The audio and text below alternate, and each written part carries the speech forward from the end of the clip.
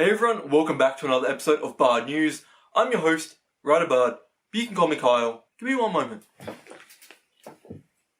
There we go.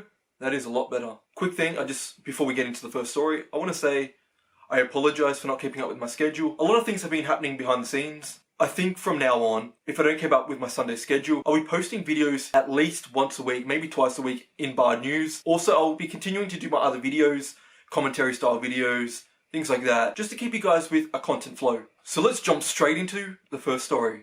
Roll it. BTS and Big Hit Entertainment donated $1 million to Black Lives Matter. This is a massive sum in itself, but what happens after just adds to the charm even more so. So BTS's fans, they're called the BTS Army. They actually matched BTS's donation $1 million. So that's $2 million.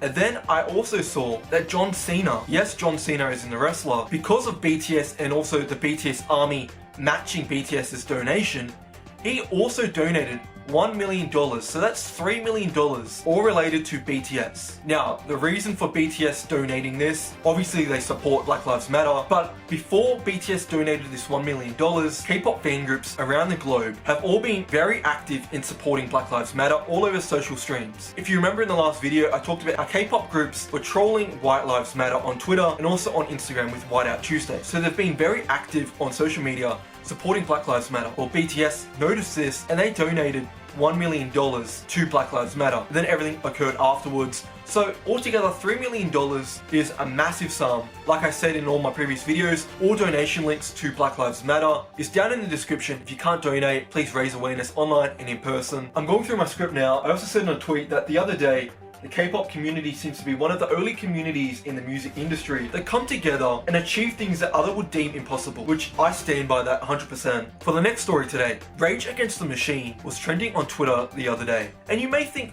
why is that? I haven't heard from Rage Against the Machine in a while, especially relating to socials, Twitter, Instagram, Facebook, but it's really funny why they were trending. And it's because politics. When isn't anything that's controversial related to politics? So from what I've been seeing on Twitter with tweets going viral, is that conservatives or right-wingers in general finally realizing what Rage Against the Machine is about. I've seen tweets calling out Rage Against the Machine saying, stop bringing politics into things, I don't listen to you for politics. But the name, Rage Against the Machine, makes you think, how didn't you know that the band was about politics? I also saw a tweet in reference to people calling out Rage Against the Machine saying, and I don't have the tweet in front of me, but basically saying, what did you think Rage Against the Machine was? Raging Against the Dishwasher? I found that funny, I don't know if you guys do, but that story was just a unique one and I wanted to throw it in today because it's funny. Lil Peeps mixtape Crybaby, I believe it's 4 years old now, maybe 3, releases on all streaming services in its original form, just at high quality. The mixtape holds a place in many people's hearts, including my own. I'm a big Peep fan, and the mixtape is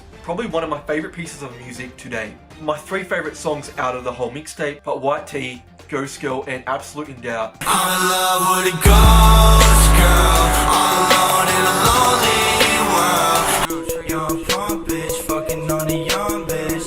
Fell in love when she saw me in a club, bitch. It wasn't something that I thought about, but knew that you were absolute in doubt. I think Absolute in Doubt is probably my favorite out of the whole mixtape. That's because one of the homies, Fox Wedding, actually produced that. We talked about it on my podcast, Dark Rose Podcast. Check it out up here. And just hearing the process behind how Absolute in Doubt actually was formed, production behind it, it just adds a whole new layer to why the song is so beautiful. Well, actually, I think that day was the funniest because that day that I pulled up there, it was hilarious to me because what I didn't realize, what I found out later was that night, that the day I came in to see Ghost, and he was passed out. He was passed out because I had sent him the Absolute in Doubt beat the night before, and he was so like excited about it. I guess he was all like, he was just been recording all night and playing it over and over and over again, and he was like up all night so hyped about it that he like passed out right before I got there. Which is funny because he probably, I didn't know how excited he was, but he probably would have been super hyped to meet me and like hang out and shit, and I had no idea. So I came after he had like just fallen asleep after working on a song that would turn out to be like, you know, this awesome ass song that we made together.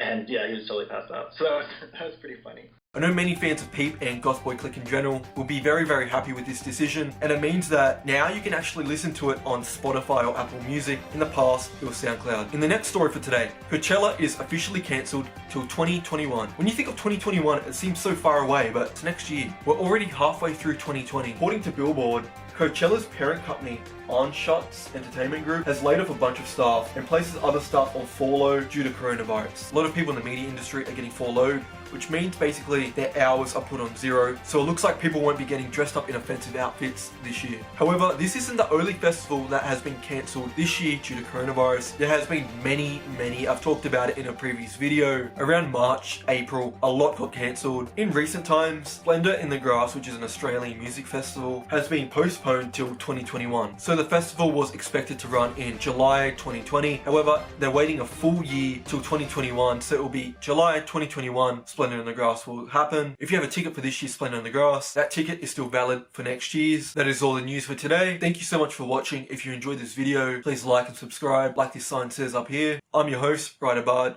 but you can call me Kyle. And see you guys on the next episode of BARD News. Peace.